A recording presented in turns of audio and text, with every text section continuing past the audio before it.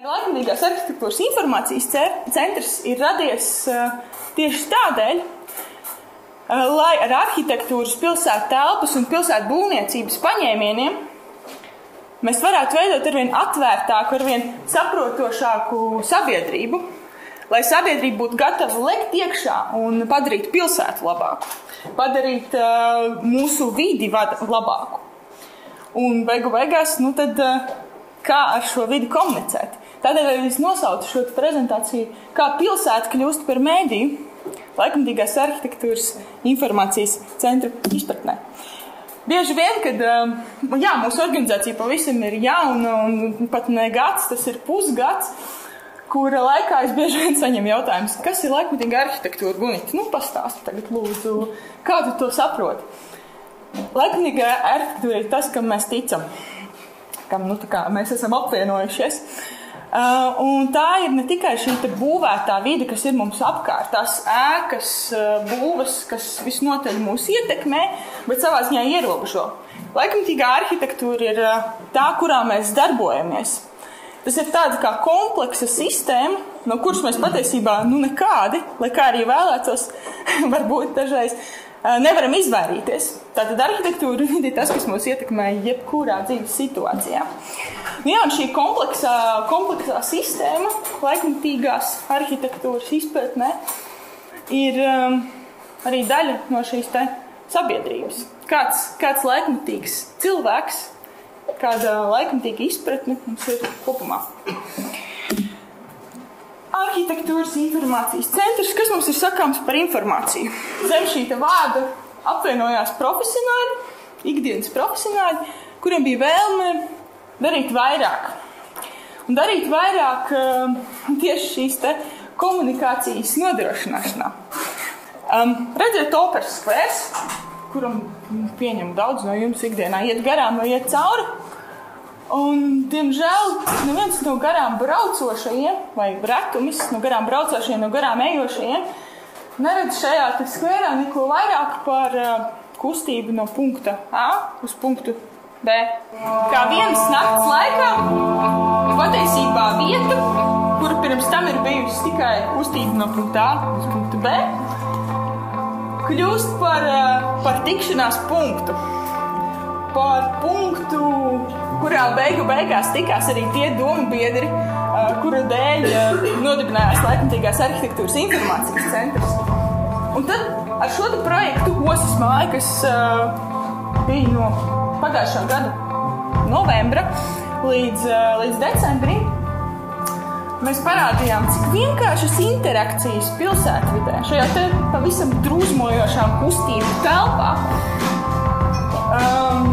liek cilvēkiem apstāties un ieiet iekšā un piedalīties. Un šī kļūst par visnotaļ iemīļotu vietu dažādu nozaru profesionāļiem, dažādu nozaru interesēm, sabiedrības grupām. Tā bija provokācija, kas bija pa ceļām, pa kājām, un tieši tādēļ tā bija interesanta. Ostas māja, kā jau teicu, tikšanās vieta, momentāla tikšanās vieta, no kuras ne tikai plūda šī arhitektūras informācija, bet kurā satikās arī šī cildeni vēsturiskā arhitektūra un mūsdienīgi mobilā. Jā, tagad viņas tur vairs nav. Un kāds ir laukums šobrīd? Laikmatīgais informācijas centrs. Tas nozīmē, ka šī vieta, arī jau ar šo pašu Ošu māju, kļuva par centru. Un runa neiet tikai par Rīgu. Rīgā ir daudz Jonas visi pārējie un vēl neskaitām cilvēku, kurus interesē Rīga un urbānās aktivitātes Rīgā. Taču kas notiek ar reģioniem? Kādēļ mēs šo ideju, šo sapratni par publisko telpu, šos jautājumus, ko mēs katru dienu uzdodam, kur sākas un kur beidzas publiskā telpa? Kā mēs viņu izmantojam? Vai tā ir mana, vai tā ir jūsu, vai tā ir mūsu? Šīs idejas aizvest tālāk apkārt mūsu visai Latvijas teritorijai. Un mēs noteikti nedomājam apstāties pie tā, kas rada prieku gan mums, gan jums. Un ko pavisam mierīgi realizēt. Domājot par to, kas ir laikmetīga informācija, kas atkal kā reiz šifrējās mūsu nosaukumā. Laikmetīga informācija ir tā, kurā mēs dalāmies pirmām kārtām. Otrkārt tā, kas mudina un veicina pilsētas iedzīvotāju un tās pašas pilsētas dialogu, kas veicina pilsētas un pilsētas iedzīvotāju attiecības, viņu sarunāšanās spēju, pilsētas uzrunāšanu un cilvēku savstarpēju sadarbošanos. Šī ir mieriela. Ceru, ka jūs atpazīstat. Un šādi tā varētu būt. Un tas, ko kolēģi Toms Kokins un Evelīna Ozola darīja, gāja tieši pie šiem te iedzīvotājiem mierielā un nemazums lietotājiem mierielas. Un stāstīja, rādīja, pamatoja un vēl vairāk uzdeva jautājumus. Un šis projekts bija kārtējais eksperiments, kārtējā provokācija, no kuras mēs vēlējāmies saprast, ko cilvēki domā par šo te vidi, kurā viņi dzīvo, kas viņiem liekas svarīgs, un vai viņiem maz vispār liekas svarīga šī vide. Jā, atsaucība bija patiešām patīkami liela, un mēs saņēmām ļoti daudz ierosinājumus, mēs saņēmām ļoti daudz iniciatīvas, tiešām uzsāka darbību pie šīs te mierielas. Jāsaka, varbūt šajā gadījumā pozitīvi ir tas, ka mieriela viens no šiem kvartāliem, teiksim, areāliem Rīgā, kurš spēj organizēties patstāvīgi, kas ir Rīgas centrā, kas nav datējumi kā apkaime. Lūk, un šī eksperimenta rezultāti jūs noteikti varat vēl pagaidām apskatīt blogā Find Young Urbanist. Laikmetīgs centrs notika vasarā. Mēs organizējam tādu pasākumu kā starptautisko vasaras skolu un ar nosaukumu Event City. Un šogad tā bija Cēsīs.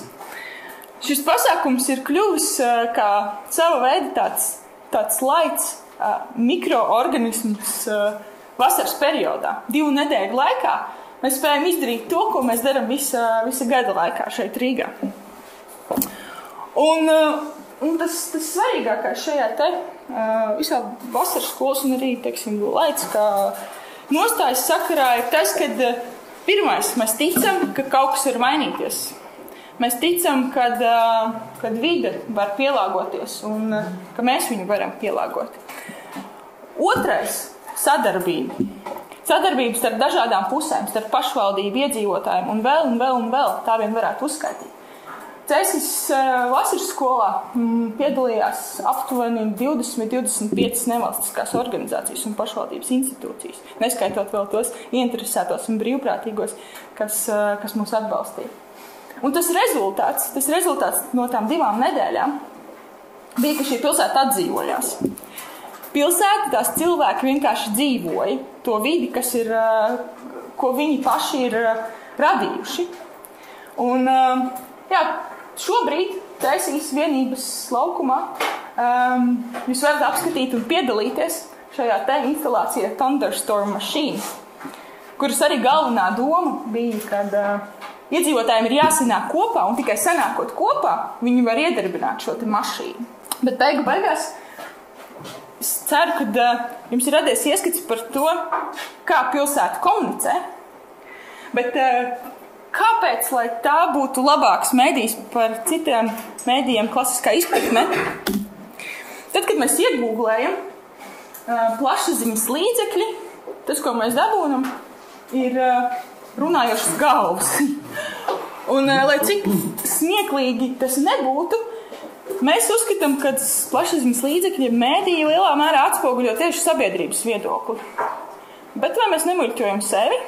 Vai reāli tie nav 5% runājošu galvu, kas pauž sabiedrības viedokli? Un ja reiz tā, tad kas beigās notiek ar tiem 95%?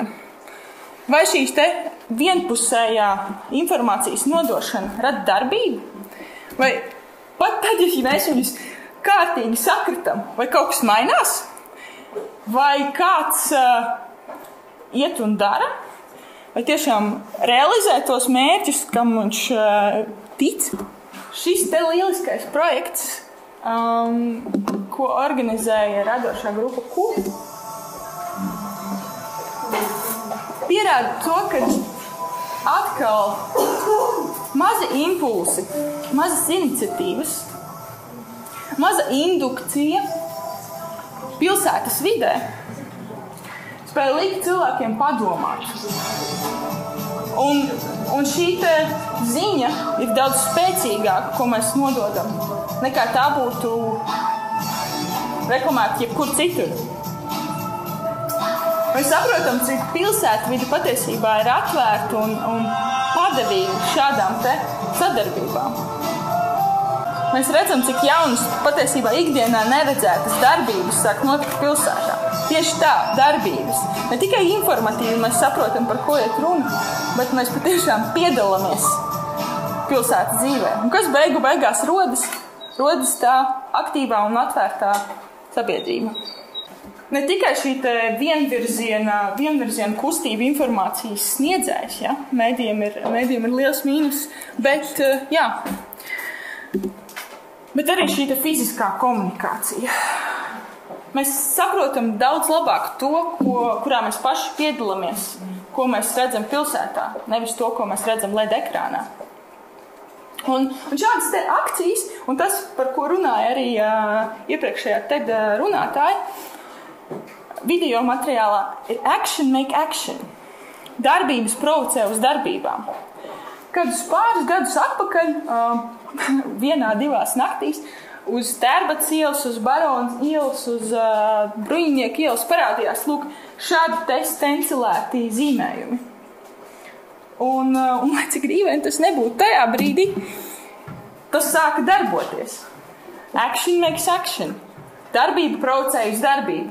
Pēkšņi šajās ielās parādījās ar vien vairāk velobraucēju, un kas kustējās tieši pa šīm te norādītajiem virzieniem. Domājot, ka tas tā jau ir pieņemts, ka tā pilsēta ar man runā un man tas būtu jāizmanto.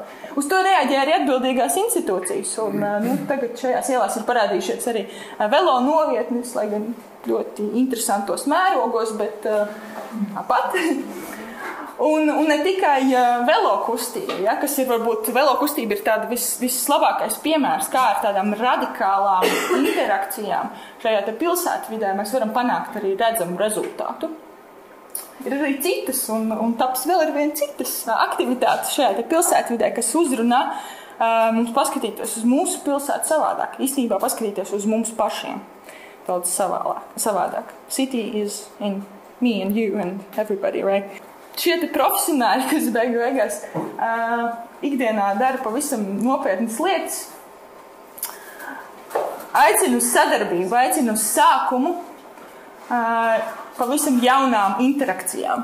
Lai pēc iespējas vairāk mēs spētu šo pilsētvidi apgūt, lai mēs spētu viņu baudīt, lai mēs paši kļūtu atvērtāki viens pret otru un kaut kā tā veidā, veidot sabiedrību, par ko varbūt mēs sapņojam. Es ceru, ka sapņojam. Paldies!